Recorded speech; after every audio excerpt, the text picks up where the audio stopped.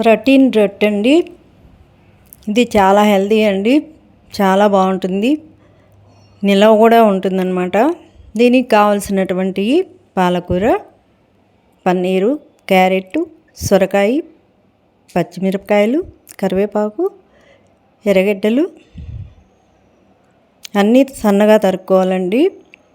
తరుక్కొని కలుపుకోవాలన్నమాట. మనం చపాతీ పిండిలా కలుపుకోవాలి. నువ్వులు, తగినంత సాల్ట్, జీలకర్ర పౌడరు, అల్లం వెల్లుల్లి పేస్ట్ ఇవన్నీ వేసి బాగా కలుపుకోవాలండి. చపాతీ పిండి మాదిరి కలుపుకోవాలి. దీనిలోకి జొన్న పిండి, శనగపిండి, అంటే మనం తీసుకున్న పిండికి తగ్గట్టు సాటు పౌడరు ఇవన్నీ వేసి బాగా కలుపుకోవాలండి. నేనైతే 2 గంటెల పిండి తీసుకున్నానండి. ఒక్కొక్కటి మన టేస్ట్కి తగ్గట్టు కలుపుకుంటే సరిపోతుంది.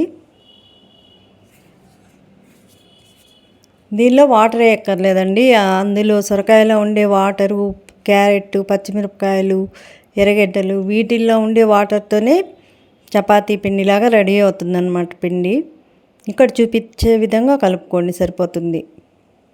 అంతగా వాటర్ సరిపోదు అన్నప్పుడు చిటికెడు వాటర్ కలుపుకోండి అంతే. చూడండి, ఈ విధంగా పేపర్ మీద ఇలా అద్దుకోవాలన్నమాట. తర్వాత పెనంకి ఆయిల్ అప్లై చేసి ఇలా పేపర్ని తిరిగేసామంటే కాసేపటికి ఆ పేపర్ బయటకు వస్తుంది. పేపర్ లేకుంటే క్లాత్ మీద అయినా కూడా ఇలా చేసుకోవచ్చండి. చపాతీ పిండిలాగా చేత్తో అద్దుకునేస్తే సరిపోతుంది.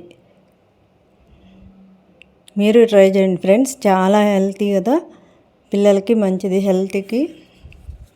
మీరు ట్రై చేయండి. అలాగే ఫస్ట్ టైం నా ఛానల్ చూస్తుంటే లైక్ చేయండి, షేర్ చేయండి, సబ్స్క్రైబ్ చేయండి. మామూలుగా పిల్లలు బయటికి వెళ్ళి తింటాము అని అంటూ ఉంటారండి. మనం ఇలా చేసి పెట్టామంటే వాళ్ళు వద్దనకుండా తింటారు.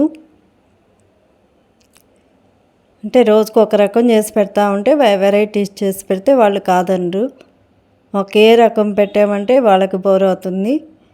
నేనైతే రోజు మార్చి రోజు ఏదో ఒక రకం చేసి పెడుతూనే ఉంటానండి. ఇలా గోల్డెన్ కలర్ వచ్చేలాగా కాల్చుకొని దీనిలోకి కొబ్బరి చట్నీ కానీ, పండు మిరపకాయల పచ్చడి, అలాగే అల్లం పచ్చడి ఇవన్నీ చాలా బాగుంటాయండి. చాలా టేస్ట్గా ఉంటుంది.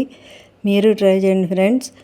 అలాగే కామెంట్లో మీరైతే ఎలా తింటారు, ఎలా చేస్తారో అది కూడా కామెంట్లో తెలపండి. ఓకేనా?